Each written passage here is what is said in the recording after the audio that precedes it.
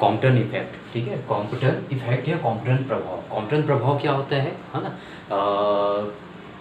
सबसे पहले देखो कॉम्पटन प्रभाव की परिभाषा लिखना है। कॉम्पटन प्रभाव होता क्या है, तो ये याद रखना, डेफिनेशन है ना, पहले मैं बोर्ड में एक्सप्लेन कर रहा हूँ, उसके बाद तुम लोगों को इसको मैं बुक में फोकस करके समझाऊंगा, ठीक है।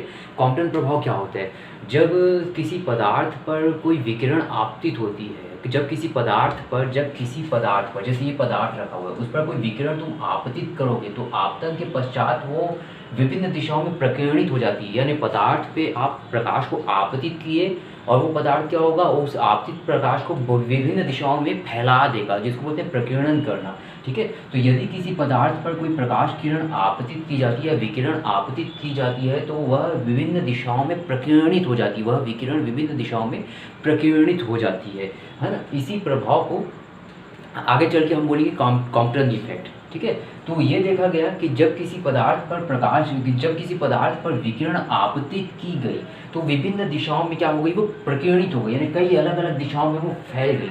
तो ये देखा गया जो प्रकीर्णित विकिरण होगी, बहुत सारे विकिरण, जो प्रकीर्णित विकिरण होगी उसमें कुछ विकिरण की जो तरंग दैर्ध्य है वो आपतित विकिरण की तरंग दैर्ध्य के समान होगी। जो प्रकीर्णन के बाद कई विकिरण मिलेगी, एक विकिरण आके टकराई पदार्थ से, वो टकराने के बाद विभिन्न दिशाओं में फैल गई, यानी इसको बोलते हैं प्रकीर्णन करना। तो जो प्रकीर्णित विकिरण है ना, बहुत सारे विकिरण है ना, उसमें से कुछ विकिरण का जो तरंग दैर्ध्य होगा ना वो आपतित विकिरण के तरंग दैर्ध्य के बराबर होगा, लेकिन कुछ प्रकीर्णित विकिरणों का जो तरंग दैर्ध्य होता है वो आपतित विकिरण के तरंग दैर्ध्य से अलग होता है, ठीक है। क्या बोला मैं, पदार्थ पे विकिरण टकराने के बाद वो विभिन्न दिशाओं में प्रकीर्णित हो गई, फैल गई, ठीक है। तो जो विभिन्न, ठीक है, तो किसी पदार्थ पे जब कोई विकिरण आपतित होती है तो विभिन्न दिशाओं में वो प्रकीर्णित हो जाती है, विभिन्न दिशाओं में वो क्या होती है, प्रकीर्णित हो जाती है। और प्रकीर्णित विकिरणों में कुछ विकिरणों का जो तरंग दैर्ध्य है वो आपतित विकिरण के तरंग दैर्ध्य के बराबर होता है। इस घटना को थॉम्सन प्रभाव कहते हैं। तथा कभी कभी क्या होता है, प्रकीर्णित विकिरण की जो प्रकीर्णित विकिरण की कुछ विकिरणें हैं उनका तरंग दैर्ध्य आपतित विकिरण के तरंग दैर्ध्य से ज़्यादा होता है। और ये ज़्यादा तरंग दैर्ध्य जो है वो दो बातों पर डिपेंड करता है, एक तो उस पदार्थ पर डिपेंड करेगा, उस पदार्थ के कारण उसका तरंग दैर्ध्य ज़्यादा होगा, या दूसरा कारण ये हो सकता है कि वो जिस एंगल के कारण जिस एंगल से वो प्रकीर्णित हो रहा है उसके कारण उसका तरंग दैर्ध्य चेंज हो जाएगा। फिर से बोल रहा हूँ, आपतित का तरंग दैर्ध्य बराबर प्रकीर्णित का तरंग दैर्ध्य, इसको बोलते हैं थॉम्सन प्रभाव। लेकिन अगर आपतित किरण टकरा के विभिन्न दिशाओं में प्रकीर्णित होती है और वो प्रकीर्णित विकिरणों में कुछ विकिरणों की तरंग दैर्ध्य आपतित विकिरण की तरंग दैर्ध्य से ज़्यादा है, और वो सिर्फ इस बात पर निर्भर करती है कि वो कितने एंगल से प्रकीर्णित हो रहा है, तो इसको बोलते हैं हम कॉम्पटन प्रभाव। कॉम्पटन प्रभाव का मतलब जब कोई विकिरण किसी पदार्थ पर आपतित होती है तो पदार्थ से प्रकीर्णन के पश्चात कुछ विकिरणों का तरंग दैर्ध्य आपतित विकिरण के तरंग दैर्ध्य से ज़्यादा होता है, और यह तरंग दैर्ध्य में जो परिवर्तन होता है वो सिर्फ एक ही बात पर निर्भर करता है कि वह जो है वो कितने एंगल से प्रकीर्णित हो रही है। वो इस बात पर डिपेंड नहीं करता कि कौन सा पदार्थ आपने लिया है। पदार्थ पर निर्भर करता तो उसको बोलते हैं हम रमन प्रभाव, और एंगल पर निर्भर करेगा तो उसको बोलेंगे हम लोग क्या, कॉम्पटन प्रभाव। क्लियर, तो यहाँ तक समझ आ गया। कॉम्पटन प्रभाव किसे कहते हैं, जब किसी पदार्थ पर कोई विकिरण आपतित होती है तो विभिन्न दिशाओं में वो प्रकीर्णित हो जाती है। कभी कभी ऐसा होता है कि जो प्रकीर्णित विकिरण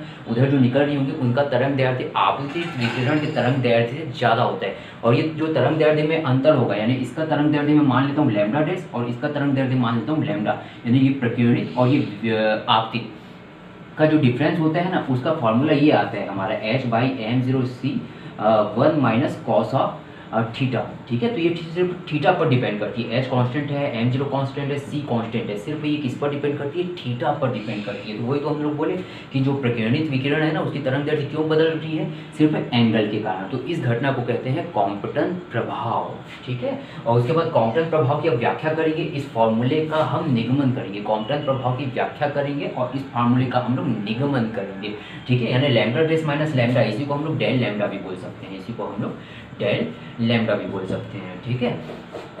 तो ये अब इसकी व्याख्या करते हैं। कॉम्पटन प्रभाव की व्याख्या, देखो दो सिद्धांत आप लोग पढ़े हो तरंग प्रकाशिकी के, एक तो आप लोग क्या पढ़े हो कि तरंग सिद्धांत पढ़े हो, और एक कर्ण सिद्धांत या प्लांक का क्वांटम सिद्धांत पढ़े हो। यानी प्रकाश को कहीं कहीं तरंग मान लेते हैं, उसको तरंग सिद्धांत कहते हैं, और प्रकाश को कहीं कहीं कण मान लेते हैं, फोटॉन से मिलकर बना हुआ मान लेते हैं, उसको बोलते हैं प्लांक का क्वांटम सिद्धांत। तो कॉम्पटन प्रभाव की जो व्याख्या है ना वो तरंग सिद्धांत के द्वारा नहीं की जा सकी। इसकी व्याख्या किसके द्वारा की गई? प्लांक के क्वांटम सिद्धांत के अनुसार। तो फर्स्ट पैराग्राफ में तुम लोग क्या लिखोगे? फर्स्ट पैराग्राफ में तुम लोग क्या लिखोगे कि प्लांक कॉम्पटन प्रभाव होता क्या है, बस इसको एक्सप्लेन कर रहे हैं। फिर क्या लिखोगे सिद्धांत में कि प्लांक के कॉम्पटन प्रभाव की व्याख्या तरंग सिद्धांत, प्रकाश के तरंग सिद्धांत के द्वारा नहीं की जा सकी। इसकी व्याख्या करने के लिए हम प्लांक के क्वांटम सिद्धांत का यूज़ करते हैं। तो इसके बाद के सेकंड पैराग्राफ में, परिभाषा के जस्ट बाद वाले पैराग्राफ में चालू हो जाएगा तुम्हारा क्या, प्लांक का क्वांटम सिद्धांत किसे कहते हैं। प्लांक का क्वांटम सिद्धांत किसे कहते हैं?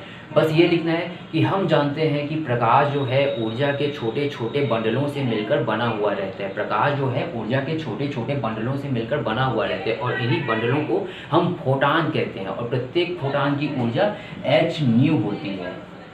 प्रत्येक फोटान की ऊर्जा कितनी होती है? h न्यू होती है और इसका संवेग क्या होता है? h न्यू बाई c होता है, h न्यू बटा c होता है। बस इतना लिखना है। प्रकाश ऊर्जा के छोटे बंडलों से मिलकर बना हुआ होता है जिसकी ऊर्जा h न्यू होती है या संवेग h न्यू बटे c होता है। यही प्लांक का क्वांटम सिद्धांत है। इस सिद्धांत का यूज़ करके हम लोग इसकी पूरी व्याख्या करेंगे। ये क्या होगा पता है? जो आप विकिरण ले रहे हो ना उसको हम प्रकाश मान के चलेंगे, ठीक है। तो अब सिर्फ एक फोटान से बात करेंगे हम लोग कि कोई फोटान है, जैसे ये चित्र बना हुआ है ना, इस चित्र में क्या करेंगे, आपतित विकिरण थी और ये क्या थी? प्रकीर्णित विकिरण, यानी फैलने वाली विकिरण। और ये तुम लोग को समझ नहीं आ रहा होगा, अब इसको मैं बताता हूँ। तो ये क्या किया, किसी पदार्थ पर, ये कोई पदार्थ है, उस पर क्या किया, एक फोटान आपतित किया। फोटान यानी प्रकाश आपतित किया। तो हम लोग मान लेते हैं कि जो फोटान तुम लोग आपतित कर रहे हो उसकी ऊर्जा h न्यू है, ठीक है। उसकी ऊर्जा क्या है? h न्यू है और उसका तरंग दैर्ध्य कितना है? लैम्डा है। आवृत्ति न्यू दी हो ना तो लैम्डा उसका तरंग दैर्ध्य हो जाएगा। h न्यू इसकी ऊर्जा है और h न्यू बटे c इसका संवेग है, ठीक है। बस एक बताना, आपतित फोटान की ऊर्जा हम मान लेते हैं कि h न्यू है तथा इसका संवेग h न्यू बटे c है।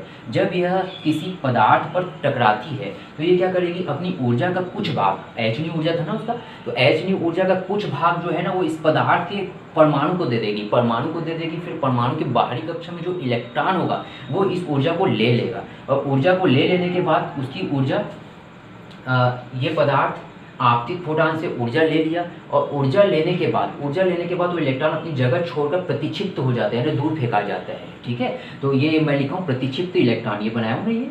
तो ये m द्रव्यमान का इलेक्ट्रॉन है जो कि आपतित विकिरण आपतित फोटान से क्या किया, थोड़ी ऊर्जा लिया और अपनी जगह छोड़ के निकल गया।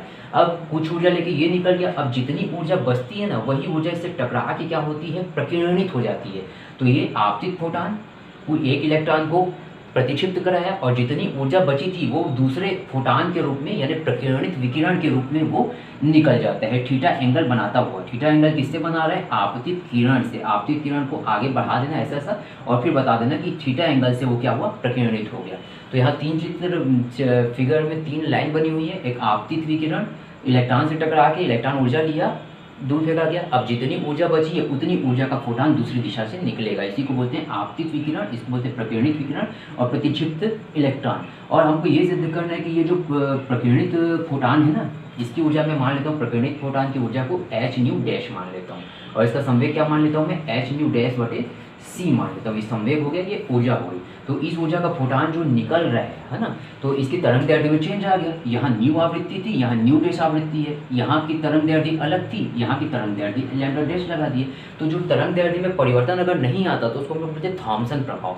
यहाँ तरंग दैर्ध्य में परिवर्तन आ रहे हैं, इसका मतलब क्या हुआ, लैम्डा डैश माइनस लैम्डा आ रहा है ना, तरंग दैर्ध्य में परिवर्तन। तो हम आगे जाके यही सिद्ध करेंगे कि ये जो परिवर्तन है ना पदार्थ की क्वालिटी पे या उसकी प्रॉपर्टी पे डिपेंड नहीं करता कि वो किससे बना हुआ है, वो किस पर डिपेंड करता है, सिर्फ वो कितने एंगल से मुड़ जा रहा है या प्रकीर्णित हो जा रहा है। तो यही कॉम्पटन इफेक्ट है ना, सिद्धांत है। अब इसको हम लोग पुस्तक में देखते हैं। तो बोर्ड में तुम लोग को बहुत कुछ समझ आ गया होगा, है ना। अब मैं कॉपी में आ रहा हूँ, नोट्स बना दिया हूँ। मेरे को भी मेहनत थोड़ी ज़्यादा लगी, ठीक है, लेकिन मेरे को ऐसा लग रहा है कि हफ्ता 10 दिन हम लोग का ब्रेक हो जाता अगर मैं ये कोशिश नहीं करता ना। तो मैं कोशिश कर रहा हूँ कि वीडियो के माध्यम से ही ना तुम लोग के टॉपिक कंप्लीट होते जाएँ, ताकि हमारी कोचिंग में ना की निरंतरता बरकरार रहे, ठीक है। तो देखो कॉम्पटन प्रभाव थोड़ा सा ना तुम लोग को भी अंडरस्टैंडिंग ज़रूरी है, मैनेज कर लेना थोड़ा सा, ठीक है। चलो कॉम्पटन प्रभाव के बारे में ब्लैक बोर्ड में पढ़ाया, सॉरी व्हाइट बोर्ड में पढ़ाया मैं, उसको पहले तो बहुत अच्छे से देखना, रिवाइज करके अब सीधा नोट्स में आता हूँ, है ना। ये बोल रहा है कि जब किसी पदार्थ पर विकिरण आपतित होती है तो वे विभिन्न दिशाओं में प्रकीर्णित हो जाती हैं। ठीक है, जब किसी पदार्थ पर विकिरण आपतित होते हैं तो वे विभिन्न दिशाओं में प्रकीर्णित हो जाते हैं। इनमें से अधिकांश प्रकीर्णित विकिरणों की तरंगदैर्ध्य इनमें से अधिकांश प्रकीर्णित विकिरणों की तरंगदैर्ध्य इनमें से अधिकांश प्रकीर्णित विकिरणों की तरंगदैर्ध्य आपतित विकिरण की तरंगदैर्ध्य के बराबर होती है। बताया ना, पदार्थ जो विकिरण को फैला देता है तो फैलाने के बाद जितनी विकिरणें होती है ना, उसमें से कुछ विकिरणों की जो तरंगदैर्ध्य है ना वो आपतित विकिरण के तरंगदैर्ध्य के बराबर होती है। लेकिन कुछ विकिरण तथा विकिरण का कुछ भाग जो रहता है ना, कि जो तरंगदैर्ध्य होती है वो आपतित विकिरण की तरंगदैर्ध्य से भिन्न होती है। ठीक है, तथा तरंगदैर्ध्य में जो यह परिवर्तन उत्पन्न हो जाता है ना, यह परिवर्तन केवल प्रकीर्णन कोण पर निर्भर करता है, न कि प्रकीर्णन पदार्थ पर। यानी जो पदार्थ उसको फैला रहा है उस पर निर्भर नहीं करता, सिर्फ वो पदार्थ कितने एंगल से उसको फैला रहा है ना, वो ही उस जो तरंगदैर्ध्य में परिवर्तन हो रहा है सिर्फ उसी बात पर निर्भर करता है। इस घटना को कॉम्पटन प्रभाव कहते हैं। इसको 2 बार और तुम लोग स्टॉप करके या स्लो मोशन में इसको सुनोगे। ठीक है, अब इसके बाद फिर मैं बताया था बोर्ड में कि कॉम्पटन प्रभाव की व्याख्या जो है ना वो प्लांक के क्वांटम सिद्धांत के आधार पर की गई। कॉम्पटन प्रभाव की व्याख्या प्लांक के क्वांटम सिद्धांत के आधार पर की गई, जिसके अनुसार प्रकाश ऊर्जा के छोटे छोटे बंडलों से मिलकर बना हुआ होता है, जिसे फोटान कहते हैं। और प्रत्येक फोटान की जो ऊर्जा होती है ना वो h न्यू होती है, तथा संवेग कितना होता है तुम्हारा h न्यू बटे c होता है, जहाँ h जो है वो प्लांक कांस्टेंट है, जिसकी वैल्यू 6.6 × 10⁻⁻34 होती है। ये पूरा 12th का है। तो सबसे पहले कॉम्पटन प्रभाव की परिभाषा दे देना कि होता क्या है, उसके बाद बताना कि इसको हम प्लांक के क्वांटम सिद्धांत से सिद्ध करेंगे, है ना। उसके बाद ये फिगर ड्रॉ कर देना। फिगर ड्रॉ में क्या हुआ है तुम्हारा, ये तुम्हारा आपतित फोटान है। आपतित फोटान की तरंगदैर्ध्य को लैम्डा दे देना और आवृत्ति न्यू दे देना। क्या दे देना, न्यू दे देना। ठीक है, आपतित फोटान की तरंगदैर्ध्य लैम्डा और आवृत्ति न्यू दे देना। वो एक प्रकीर्णक पदार्थ पर न आपतित होगी, और आपतित होने के बाद ये क्या होगी, प्रकीर्णक पदार्थ के न जो बाहरी कोश का जो इलेक्ट्रॉन होगा ना उसको अपनी कुछ ऊर्जा दे देगी, और उसको ऊर्जा देने के बाद वो इलेक्ट्रॉन क्या होता है, प्रतिक्षिप्त हो जाता है, यानी फेंकाकर दूर चला जाता है। तो माना कि m द्रव्यमान का इलेक्ट्रॉन जो है वो आपतित फोटान की कुछ ऊर्जा लिया और दूर फेंका गया, यानी प्रतिक्षिप्त हो गया। अब जो ऊर्जा बचेगी तो ऊर्जा संरक्षण के सिद्धांत के अनुसार क्या होगा, जो यहाँ पे ऊर्जा बच जाती है ना, इलेक्ट्रॉन को देने के बाद जो ऊर्जा बच जाती है वो ऊर्जा जो है वो दूसरे फोटान के रूप में प्रकीर्णित हो जाती है, यानी उत्सर्जित हो जाती है। ठीक है, दूसरे फोटान के रूप में। तो जो प्रकीर्णित फोटान है ना, ये आपतित फोटान है, और ये तुम्हारा प्रकीर्णित फोटान है। प्रकीर्णित फोटान की जो तरंगदैर्ध्य है उसको तुम लोग क्या मानोगे, लैम्डा डैश मानोगे, और आवृत्ति को न्यू डैश मानोगे। ये फोटान का तरंगदैर्ध्य लैम्डा है, आवृत्ति न्यू है, और ऊर्जा h न्यू डैश है, और संवेग h न्यू डैश बटे c है। इसकी तरंगदैर्ध्य कितना है, लैम्डा डैश है। प्रकीर्णित फोटान का तरंगदैर्ध्य लैम्डा डैश है, और आवृत्ति इसकी न्यू डैश मान लेना। क्या मान लेना, न्यू डैश मान लेना। ठीक है, न्यू डैश मान लेना। और फोटान की ऊर्जा h न्यू डैश मान लेना, और संवेग h न्यू डैश बटे c मान लेना। ठीक है, कुछ नहीं है, चित्र को एक्सप्लेन किया हुआ है। चित्र के अनुसार जो मैं अभी थ्योरी बोला ना वही है। लैम्डा तरंगदैर्ध्य तथा न्यू आवृत्ति का एक फोटान जो है प्रकीर्णक पदार्थ पर आपतित होता है, तथा अपनी कुछ ऊर्जा प्रकीर्णक के मुक्त इलेक्ट्रॉन को दे देता है। ठीक है, जिससे यह मुक्त इलेक्ट्रॉन जो है v वेग से प्रतिक्षिप्त हो जाता है। देखो ये क्या बोल रहा है, जिससे यह मुक्त इलेक्ट्रॉन v वेग से प्रतिक्षिप्त हो जाता है, यानी जो फोटान टकराया ना वो अपनी ऊर्जा इलेक्ट्रॉन को दे दिया। इलेक्ट्रॉन को देने के बाद यह मुक्त इलेक्ट्रॉन क्या होता है, v वेग से ना प्रतिक्षिप्त हो जाता है, तथा शेष बची हुई जो ऊर्जा होती है ना, अभी समझाया इसी बात को, का फोटान थीटा कोण से प्रकीर्णित हो जाता है। थीटा कोण से प्रकीर्णित हो जाता है। थीटा कोण से प्रकीर्णित हो जाता है का मतलब ये जो बनाया ना आपतित फोटान सीधा न जाके क्या हुआ, थीटा कोण बनाते हुए ऊपर की तरफ प्रकीर्णित हो गया, और इलेक्ट्रॉन नीचे की ओर प्रतिक्षिप्त हो गया,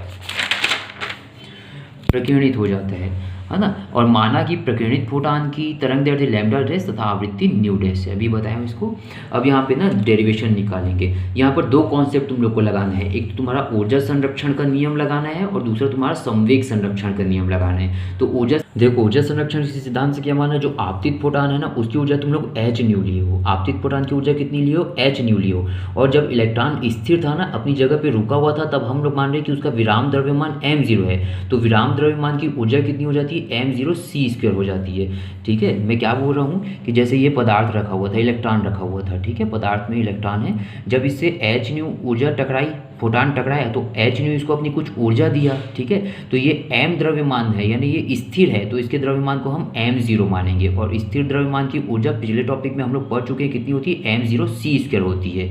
तो टोटल एनर्जी क्या हो जाएगी, टकराने से पहले टोटल एनर्जी क्या हो जाएगी, एच न्यू टकरा रहा है m0 c² से, तो total energy H new plus m0 c² टकराने से पहले।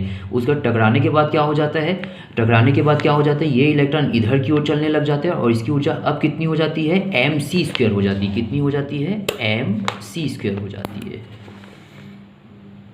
mc² हो जाती है। ठीक है, और दूसरा फोटान किधर चलता है, एच न्यू डैश चलता है। ठीक है, तो टकराने से पहले टोटल ऊर्जा कितनी थी, एच न्यू आपतित वाला फोटान, और जो विराम द्रव्यमान में था उसकी ऊर्जा है ना, तो H new plus m0 c², वही लिखा मैं, H new plus m0 c²। और टकराने के बाद क्या क्या बन रहा है, इलेक्ट्रॉन गति प्राप्त कर ले रहे हैं, तो यहाँ जीरो मत लगाना, mc² हो जाएगी इसकी ऊर्जा, और जो दूसरा फोटान बन रहा है वो एच न्यू डैश हो जाएगी। ये टकराने से पहले और ये टकराने के बाद ट्रांसफर कर लेना, h nu minus H nu dash आ जाएगा m माइनस m0 c²। ये समीकरण 1 हो गया। अब यही लगा है संवेग संरक्षण के नियम से। संवेग संरक्षण का नियम है ना, संवेग संरक्षण का नियम 2 पॉइंट में लगाया है। पहला तो आपतित फोटान की दिशा में और दूसरा आपतित फोटान के लंबवत दिशा में। आपतित फोटान की दिशा में देखो ये क्या होगा, जैसे ना हम लोग फिगर बनाए थे ना यहाँ पर कि ये पदार्थ, ठीक है, और ये आपका आपतित फोटान और ये आपका प्रकीर्णित फोटान, ठीक है, और ये तुम्हारा इलेक्ट्रॉन। ठीक है, तो इलेक्ट्रॉन का संवेग तुम्हारा हो गया mv।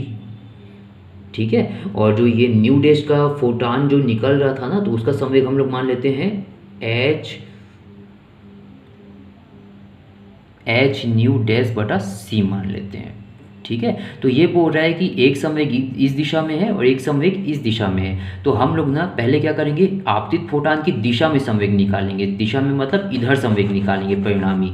ठीक है, तो आपतित फोटान की दिशा में संवेग और आपतित फोटान की दिशा के लंबवत यानी इस दिशा में संवेग निकालेंगे, इस दिशा में संवेग निकालेंगे। ठीक है, तो ये तुम्हारा क्या है, एच न्यू डैश बटे सी है, और यहाँ कितना एंगल बन रहा था हमारा, थीटा एंगल बन रहा था, है ना। तो इसको अगर दो समकोणिक घटकों में वियोजित करें, एच न्यू डैश बटे सी को, एच न्यू डैश बटे सी को दो समकोणिक घटकों में वियोजित करोगे तो क्या हो जाएगा, ये वाला टर्म तुम्हारा हो जाएगा एच न्यू डैश बटा सी कॉस थीटा हो जाएगा, होगा ना।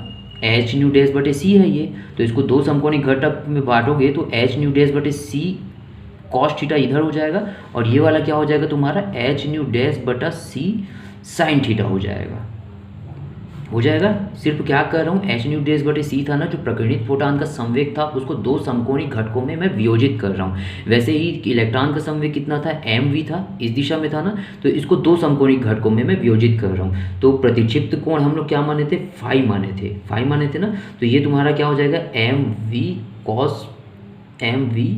कॉस थीटा हो जाएगा, सॉरी कॉस फाई हो जाएगा, और ये तुम्हारा mv साइन फाई हो जाएगा। ठीक है, इसमें ध्यान रखना ये थीटा है और ये फाई है। ठीक है, ये प्रकीर्णन कोण है और ये प्रतिक्षेपण कोण है। ठीक है, तो बस वही है। तो ये बोल रहा है आपतित फोटान की दिशा में टोटल संवेग कितना होगा, आपतित फोटान की दिशा में टोटल संवेग। देखो इधर संवेग कितना है तुम्हारा, एच न्यू बटे सी है ना, आपतन से पहले कितना है, यानी टकराने से पहले कितना संवेग है, एच न्यू बटे सी है, और इधर इसकी दिशा में अब कितना संवेग हो गया, एच न्यू डैश बटे सी कॉस थीटा भी आ रहा है इसी डायरेक्शन में, और एम वी कॉस फाई भी आ रहा है इस डायरेक्शन में, तो दोनों ऐड हो गए। ठीक है, यानी टकराने से पहले कितना था, एच न्यू बटे सी था, टकराने के बाद वो दो भाग में डिवाइड हो गया एक ही डायरेक्शन में, है ना। आपतित फोटान की दिशा में बस देखना है, तो एच न्यू डैश बटे सी cos theta plus m we cos phi. ठीक है, ऊपर थीटा बन रहा था, नीचे कॉस फाई बन रहा था, तो ये आपतित फोटान की दिशा में हो गया। अब क्या किया है ये, जो ये कुछ नहीं किया, एम वी कॉस फाई है ना, उसको एक तरफ ट्रांसफर कर दिया और दो को एक तरफ लिख दिया ट्रांसफर करके, तो क्या हो जाएगा, M we cos phi is equal to H nu बटा C minus H nu dash बटे सी कॉस थीटा। ठीक है, यानी इस वाले टर्म को एक तरफ रखा है, बाकी को उधर ट्रांसफर कर दिया है। अभी हम लोग क्या कर रहे हैं, पहले हम लोग क्या पढ़े, ऊर्जा संरक्षण के सिद्धांत से। अब हम लोग क्या पढ़ रहे हैं, संवेग संरक्षण के नियम से। संवेग संरक्षण के नियम में फिर दो भाग में डिवाइड कर दिया, आपतित फोटान की दिशा में और आपतित फोटान की लंबवत दिशा में। तो आपतित फोटान की दिशा में समझ आ गया, किस दिशा में, आपतित फोटान इधर चल रहे हैं ना, तो इसी दिशा में लिए। अब आपतित फोटान ये है, उसकी लंबवत दिशा में संवेग लेंगे इधर, ठीक है। तो एक संवेग तुम्हारा क्या हो गया, देखो आपतित फोटान क्या ऊपर नीचे गति कर रहा था क्या, नहीं। तो आपतित फोटान की लंबवत दिशा में टकराने से पहले न इस डायरेक्शन में पूछे ना इस डायरेक्शन में पूछे, तो आपतित फोटान की लंबवत दिशा में टकराने से पहले, फोटान के पदार्थ से टकराने से पहले जो लंबवत घटक होगा संवेग का वो शून्य होगा, इज इक्वल टू, बराबर किए। अब देखो एक संवेग तुम्हारा ऊपर की डायरेक्शन में लग रहा है और एक संवेग तुम्हारा नीचे की डायरेक्शन में लग रहा है। ऊपर की डायरेक्शन में क्या संवेग है, एच न्यू डैश बटे सीट साइन थीटा है, और नीचे की तरफ क्या संवेग है तुम्हारा, एम वी साइन फाई है। तो दोनों अपोजिट डायरेक्शन में है, तो दोनों घट जाएंगे इनका परिणाम ही, ठीक है। तो टकराने से पहले ऊपर नीचे का कोई रोल नहीं था, तो जीरो इज इक्वल टू ऊपर की तरफ संवेग माइनस नीचे की तरफ संवेग, तो ये समीकरण संतुलित हो जाएगा। अब साइन फाई वाले को एक तरफ कर देना और इसको दूसरी तरफ कर देना, ठीक है ना, ट्रांसफर करके अरेंज किया हुआ है। तो तुम्हारा देखो यहाँ से एक समीकरण बना था, ट्रांसफर करने के बाद एम वी कॉस फाई वाला समीकरण बना था, और दूसरा समीकरण क्या बना, एम वी साइन फाई वाला बना था। क्या बोल रहा हूँ, जो पहला इक्वेशन था ना संवेग संरक्षण के नियम से, जो फोटान की दिशा में था, तो उसमें हम लोग को एम वी कॉस फाई का मान निकला, और फोटान के लंबवत दिशा वाला देख रहे हैं उसमें हम लोग को एम वी साइन फाई का मान मिल रहा है, ठीक है। अब क्या करना, दोनों समीकरण जो ये दो प्राप्त हुए ना, एक दिशा में और एक लंबवत दिशा में, दोनों को स्क्वायर करके जोड़ देना। स्क्वायर करके क्यों जोड़ रहे हैं, cos square phi plus sine square phi is equal to 1 हो जाएगा, ठीक है। तो वही किया है, समीकरण 2 और समीकरण 3 को स्क्वायर करके ये जोड़ा है, ठीक है। समीकरण 2 और समीकरण 3 को स्क्वायर करके इसने जोड़ा है। तो क्या हो जाएगा, देखो एम वी कॉस फाई है ना, तो स्क्वायर करोगे तो M square V square cos phi हो जाएगा, M square V square sine square phi हो जाएगा। कॉस स्क्वायर फाई और साइन स्क्वायर फाई दोनों अंडर हो जाएंगे, क्योंकि ये कॉमन निकल जाएगा, और इसकी वैल्यू कितनी हो जाएगी, अगली लाइन में 1 हो जाएगी। और जैसे LHS का आप वर्ग करके जोड़े हो, तो इसी प्रकार RHS का वर्ग करके भी जोड़ोगे, तो इसका वर्ग, इसके राइट हैंड साइड का वर्ग प्लस इसके राइट हैंड साइड का वर्ग, तो वही किया हुआ है। देखो ये वाला ब्रैकेट का वर्ग प्लस ये वाले ब्रैकेट का वर्ग। अब इसमें क्या लगाना, a माइनस बी का होल स्क्वायर, ठीक है। तो ब्रैकेट जब तुम लोग पूरा सॉल्व करोगे ना, तो तुम लोग देख लो, इसको तुम लोग को खुद से करना है कैलकुलेशन, ठीक है। वर्ग बस किया हुआ है, नीचे सी स्क्वायर आ रहा था ना, नीचे के सी स्क्वायर को वो इसके साथ ले गया, और सब में एच स्क्वायर कॉमन था ना, तो एच स्क्वायर को ये बाहर कॉमन निकाल लिया, ठीक है। तो अरेंज करने के बाद तुम्हारा ये समीकरण मिल गया, समीकरण 4 मिल गया। अब जो तुम्हारा समीकरण 1 था ना, समीकरण 1 कहाँ से आया था, ऊर्जा संरक्षण के नियम से। ऊर्जा संरक्षण के नियम से का मतलब जो ये वाला समीकरण आया था ना, उसी में ये क्या किया, एम सी स्क्वायर, इसको ब्रैकेट खोल लेना, ठीक है। तो ये जो एम सी स्क्वायर था ना, उसको एक साइड कर दिया और इसको उस तरफ ट्रांसफ़र कर दिया है, तो क्या हो जाएगा, ये समझ लो क्या बोल रहा हूँ, एम सी स्क्वायर, ये 4 टर्म थे ना, 1 2 3 और ये 4, तो एम सी स्क्वायर को एक तरफ कर देना, बाकी को दूसरी तरफ ट्रांसफ़र कर देना, तो तुम्हारा ये आ जाएगा। ये समीकरण 1 को ले लिया है ना, एम सी स्क्वायर बराबर ये आया। अब क्या किया, दोनों पक्षों में वर्ग कर दिया, तो ये क्या हो गया तुम्हारा, वर्ग करने के बाद एम स्क्वायर सी की पावर 4 हो जाएगा। और इसका देख 3 टर्म है, तो इसका वर्ग करना आसान नहीं था ना, तो हम लोग क्या किए कि ये वाला जो 2 टर्म है ना, उसको हम लोग a मान लिए और ये वाले टर्म को b मान लिए, तो a प्लस b पूरे का होल स्क्वायर कर देना, तो a square plus b square plus 2ab हो जाएगा। बीच में 2ab वाला टर्म लिया है, और पहले a स्क्वायर और लास्ट में b स्क्वायर। इसको तुम लोग को खुद को कैलकुलेशन करना है, बुक में सॉल्यूशन नहीं दिया हुआ है, लेकिन मैं इसको ना बहुत पूरा डील कर दिया हूँ मैं, ठीक है। तो ब्रैकेट खोलने के बाद ये आ जाएगा। तो देखो ऊर्जा संरक्षण का नियम बीच में ले लिया फिर से, और उसमें क्या किया, वो एम स्क्वायर सी की पावर 4 की वैल्यू निकाला, ठीक है। अब देखो जो समीकरण 4 आया था ना तुम्हारा, M square V square C square, और समीकरण 5 क्या आ रहा है, एम स्क्वायर सी की पावर 4 वाला आया था। कुछ नहीं करना है, समीकरण 4 में से समीकरण 5 को घटा देना है, समीकरण 4 में समीकरण 5 को घटा देना है। अब मैं सिर्फ वीडियो कर रहा हूँ, कैलकुलेशन तुम लोग देखोगे, हाँ एकदम पूरा डील कर दिया हूँ मैं इसको, ठीक। समीकरण 4 में से समीकरण 5 को घटा रहे हैं बस, स्टॉप करते करते ना उसको सॉल्व कर करके देखना, बहुत कॉम्प्लिकेटेड था हल करना इसको। ठीक है, जब इसको पूरा हल करोगे ना तो तुम्हारा यहाँ तक तो इक्वेशन तुम लोग से आ जाएगा कॉमन वॉमन लेने के बाद, ये इज इक्वल टू ये। ठीक है, अब देखो एक तरफ तुम्हारा m0 आ रहा है ना, और एक तरफ तुम्हारा क्या आ रहा है, m आ रहा है, और m और m0 में तुम लोग को संबंध पता है कितना होता है, m बराबर m0 बटा under root 1 minus V square C square होता है। तो तुम लोग क्या करना, इधर जो m है ना उसकी जगह पे तुम लोग क्या कर देना, m0 बटे under root 1 minus V square by C square. लेकिन हमको m स्क्वायर की ज़रूरत है, तो m स्क्वायर क्या हो जाएगा, m0 स्क्वायर बटे ये रूट हट जाएगा, यानी कुछ नहीं है, m की जगह इस मान को रखना और स्क्वायर है ना, तो इसके बटे में क्या आ जाएगा, 1 माइनस वी स्क्वायर बटे सी स्क्वायर आ जाएगा, और नीचे का जो 1 minus V square C square आएगा ना वो और ये वाला टर्म तुम्हारा कैंसिल हो जाएगा। ठीक है, तो ये भी तुम्हारा m0 c की पावर 4 बनने वाला है, और ये भी तुम्हारा आप चेंज करने के बाद क्या होगा, काट पीट के देखना, m0 स्क्वायर c की पावर 4 आ जाएगा। तो ये वाला टर्म और ये वाला टर्म दोनों को तुम लोग क्या कर देना, कैंसिल कर देना। समझ आ रहा है क्या बोल रहा हूँ, वैल्यू पुट करने के बाद ऐसा हुआ, यानी m0 स्क्वायर c की पावर 4 आ रहा था, इधर तुम्हारा m स्क्वायर c की पावर 4 और साथ में मल्टीप्लिकेशन में ये था, तो m की जगह जब तुम लोग इसकी वैल्यू को रखे ना तो नीचे ये वाला टर्म आया, और ये वाला टर्म और ये वाला टर्म ना कैंसिल हो गया, और ये m0 स्क्वायर c की पावर 4 हो गया। फिर ये वाला टर्म और ये वाला टर्म प्लस माइनस होने के नाम से कैंसिल हो गया, तो इधर वाले टर्म में तुम्हारा 0 आ गया और बराबर ये आया। ठीक है, तो इधर 0 आ गया ना, तो इसमें कितना टर्म है, देखो एक टर्म ये है बड़ा वाला, उसके बाद ये एक टर्म ये है, तो इधर जब 0 आ चुका है तो एक को उस तरफ ट्रांसफ़र कर देना और एक समीकरण बना देना, ये बराबर ये। क्लियर, ये बराबर ये। तुम लोग को ना बहुत कुछ मैनेज करना पड़ेगा, क्योंकि ना वीडियो बनाना एक सिंपल क्लास लेने से ना 5 गुना ज़्यादा मेहनत वाला काम हो रहा है मेरे लिए। ठीक है, तो अब देख क्या करना, दोनों तरफ 2 कैंसिल हो गया, इधर h स्क्वायर था और इधर सिंपल h था, तो स्क्वायर कैंसिल हो जाएगा। ठीक है, बाकी तुम लोग देख लेना क्या क्या कैंसिल हो रहा है। उसके बाद ना क्या किया हुआ है, सबको अरेंज किया हुआ है ना, उस इक्वेशन के बाद तुम लोग बढ़ते जाना, देखो ये करना। ठीक है, ये न्यू माइनस न्यू डेज बटे न्यू डेज बराबर ये आएगा तुम्हारे इक्वेशन में, पक्षांतर वगैरह करने के बाद ट्रांसफ़र करना एकदम आसानी से हो जाएगा। अब देखो न्यू, इसको 2 टर्म है ना डिवाइड कर देना, न्यू बटा न्यू डेज कर देना, और माइनस न्यू डेज बटा न्यू डेज कर देना। एक बार इसके बटे में इन दोनों को रखना, फिर माइनस करना, इसके बटे में इन दोनों को रखना, कटाने के बाद तुम्हारा ये आएगा, और इधर तो तुम्हारा चलते ही जा रहा है। ठीक है, अब देखो 1 बटा न्यू डेश और 1 बटा न्यू लैम्डा होता है ना, आवृत्ति का व्युत्क्रम क्या होता है, तरंग दैर्ध्य होता है, लेकिन प्रकाश लोगे तो lambda is equal to C by nu होता है। जैसे सामान्यतः क्या होता है तुम्हारा, lambda is equal to 1 by nu होता है ना, लेकिन प्रकाश ले रहे हो ना तो लैम्डा इज इक्वल टू सी बटा न्यू होता है। तो देखो 1 बाई न्यू डेस क्या करना, इधर m0 c स्क्वायर था ना, उसको m0 c कर देना, और एक ठो c जो है ना इसे ऊपर चढ़ा देना इधर, तो ये क्या हो जाएगा तुम्हारा c बटा न्यू डेश हो जाएगा, और ये तुम्हारा c बटा न्यू हो जाएगा। तो c बटा न्यू डेश तुम्हारा लैम्डा डेश होता है, और c बटा न्यू बराबर लैम्डा होता है। ध्यान रखना ये c स्क्वायर है और नीचे वाले समीकरण में c आएगा, क्योंकि एक c को हमने ऊपर चढ़ा दिया है, तो h बटे m0 c आ जाएगा, और साथ में जो चलते आ रहा है।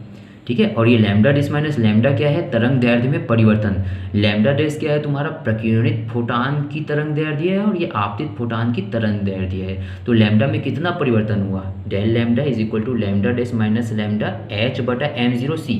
अब देखो h क्या है, कांस्टेंट है, m0 भी क्या है, कांस्टेंट है, c भी कांस्टेंट है। तो जो तरंग दैर्ध्य में परिवर्तन है सिर्फ किस पे डिपेंड कर रही है, थीटा पे डिपेंड कर रही है। तो वही हम लोग कॉम्पटन प्रभाव बोले ना, कि जब प्रकीर्णित फोटान का जो तरंग दैर्ध्य है ना वो पदार्थ पे निर्भर न करके सिर्फ एंगल पर निर्भर करता है, तो इसी प्रभाव को हम कॉम्पटन प्रभाव कहते हैं। तो ये तुम्हारा कॉम्पटन प्रभाव कंप्लीट हो गया। पहले ये बहुत इंपॉर्टेंट था, लेकिन अभी पिछले 2-3 साल से 3-4 साल से नहीं आया है, तब भी इसको कर लेना। ओके, तो इसका PDF भी मैं ना सेंड कर देता हूँ।